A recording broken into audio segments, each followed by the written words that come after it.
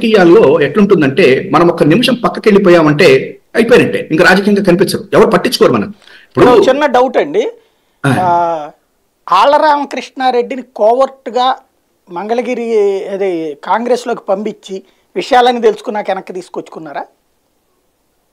సరే, ఒకటి ఇప్పుడు ఈ ఇంతటి రాజకీయము లేకపోతే కుట్ర కుతంత్రాలతోటి ముందుకెళ్దాం అనేటువంటి వ్యక్తి జగన్మోహన్ రెడ్డి గారు కాదండి. 2 నెలల క్రితం వెళ్ళారు, షర్మిల వెనకాల వెళ్ళారు, 4 రోజుల క్రితం కండ వేయించుకున్నారు, మళ్ళీ అన్నీ వెనక్కి వచ్చేసారు. అది నాకు అర్థం కాల.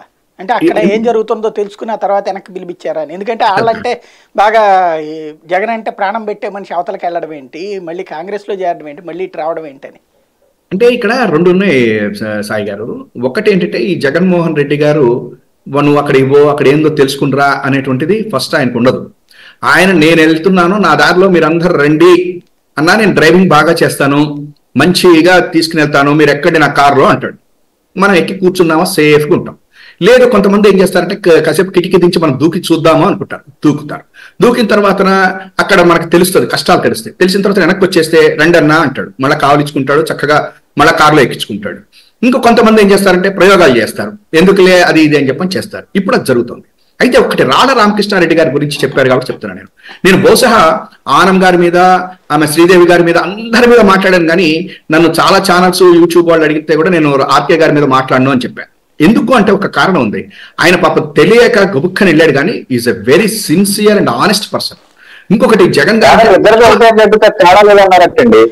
సార్ ఒకసారి కొంచెం మధ్యలో జోకులొద్దు దయచేసి. నేను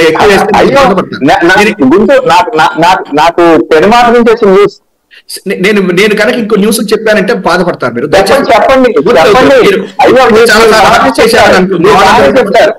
ఒక్క నిమిషం దయచేసి. ఇప్పుడు రామకృష్ణారెడ్డి గారు అనేటువంటి అతను మొట్టమొదటి నుంచి కూడా జగన్ గారితో ఉన్నారు. మంగళగిరిలో 2 సార్లు గెలిచాడు.